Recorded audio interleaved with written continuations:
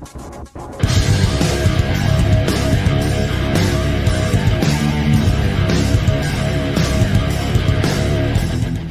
and welcome back to my kitchen. Today I'm going to be doing a spin on one of my favorite recipes, which is a chicken cordon bleu, and I'll be turning it into a casserole. So starting off, in my casserole dish, I'll be adding the meat from one entire chicken. This can either be a rotisserie chicken that you buy at the store, or you can do what I've done and roast off a whole entire chicken and then remove all the meat from the bones. This gets layered into the bottom of the pan. The chicken then gets topped off with 2 cups of diced ham, and then roughly 4 ounces of sliced Swiss cheese. Before I move over to the stove to make the bechamel that's going to go over top of the cheese, I quickly want to make the panko topping, which is 1.5 cups of panko breadcrumbs, 6 tablespoons of melted butter, and 1.5 teaspoons of dried parsley. And then these just get tossed together.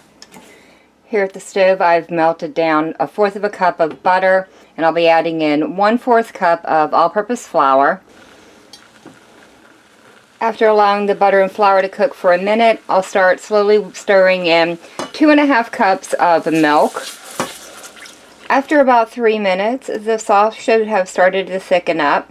I'll now add in 1 tablespoon of Dijon mustard, 1/4 teaspoon of pepper, and 1/2 teaspoon of salt, and 2 tablespoons of lemon juice. Now that everything's been stirred in, it is ready to be poured over the top of the cheese.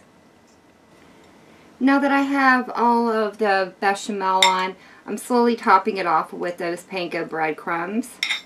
This is now ready to go into a 350-degree oven where it's going to bake for about 40 to 45 minutes or until it's nice and bubbly and the top is browned. After removing the casserole from the oven, I allowed it to set out on the counter for about 5 minutes just to allow it to kind of settle down and cool down a little bit. Now all I have left to do is try it out, and I do want to make sure I get a little bit of everything in this bite.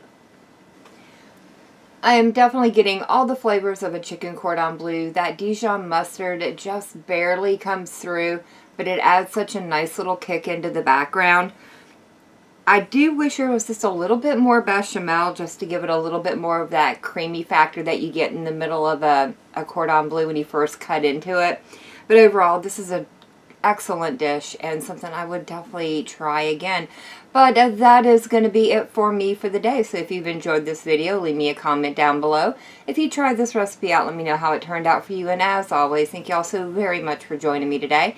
I've been Girl. I hope you guys have enjoyed, and I hope I see you in the next one.